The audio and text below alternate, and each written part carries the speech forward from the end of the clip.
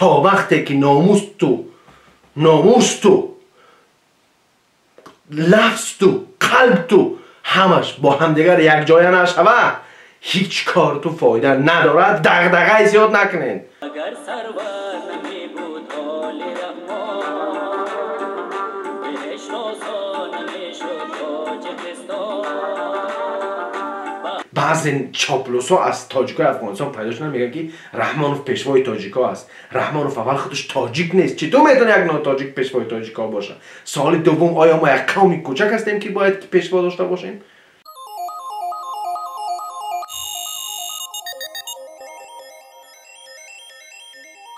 ای مردم، ای تاجیکا، یا میایین همه سیاسی میشین، یا میایید همه دنبال چنگ به سیاست میزنین.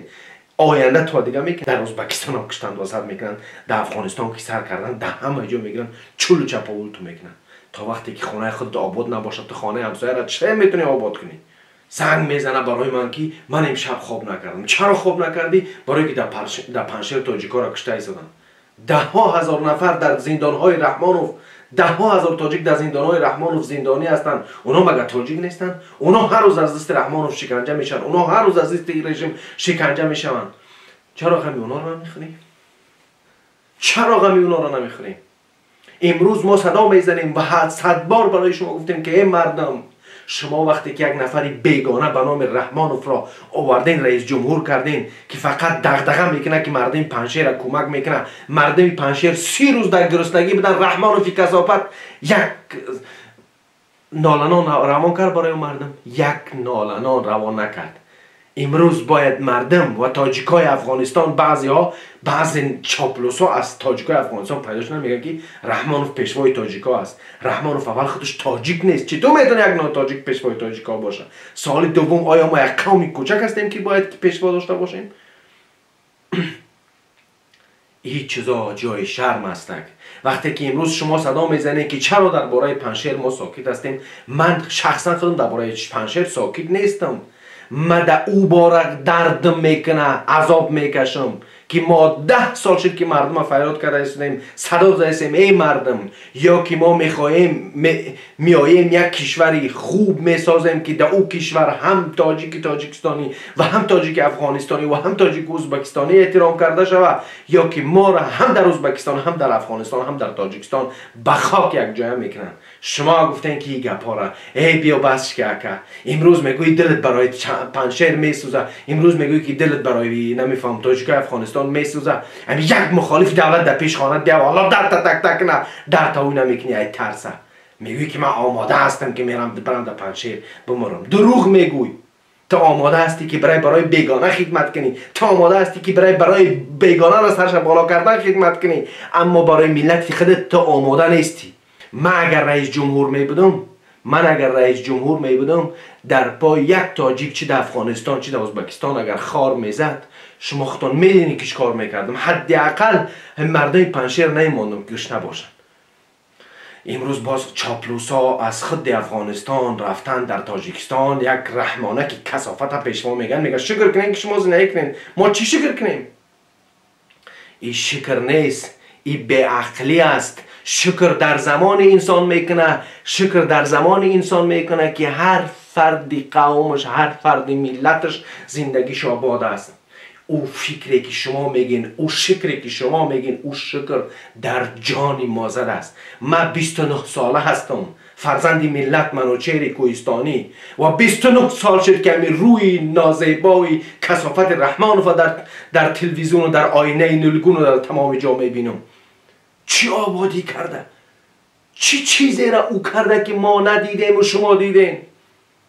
فقط تنها جنگ نیست، در زیاده از 150 کشور دنیا جنگ نیست. مگر این دلیل میتونه باشه؟ مگر این دلیل میتونه باشه که ما شکر کنیم؟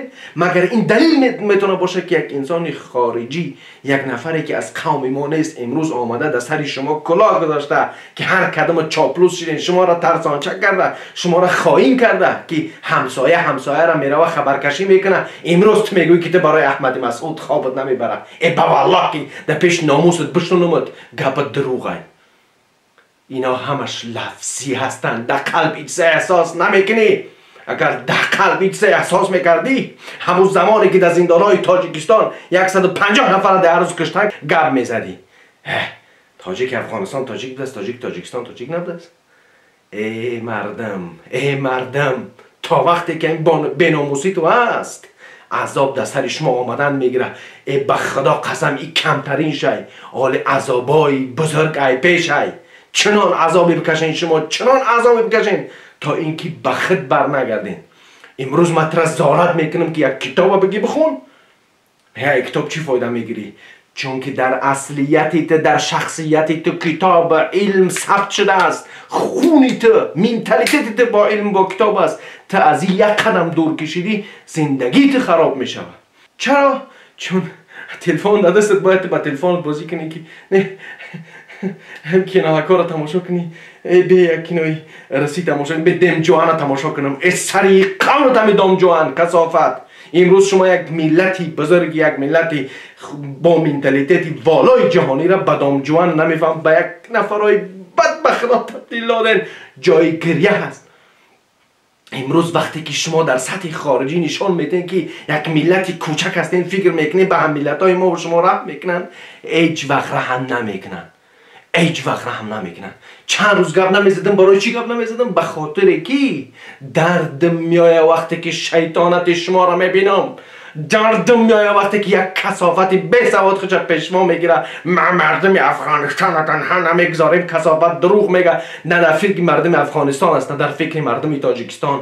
نه پروای تاجیک تاجیکستان داره، نه پروای تاجیک ازبکستان داره. در همین دوام 29 ساله که همین کثافت در سر کرسی است. کدام مکتب تاجیکی را در ازبکستان و در افغانستان ساخته؟ کدام؟ چی مرکزی فرهنگی در ازبکستان و در افغانستان و در کشورهای تاجیکا زندگی میکنن ساخته؟ در کجا؟ نساخته. کدام دانشگاه تاجیکی را ساخته؟ شما باز پیشوای ملت. این پیشوای خر است. این پیشوا نیست، این پسوا است. ای مردم، تا وقتی که ناموس تو لفظ تو قلب تو همش با همدیگر یک جای نشوه، هیچ کار تو فایده نداره. دغدغه زیاد نکنین.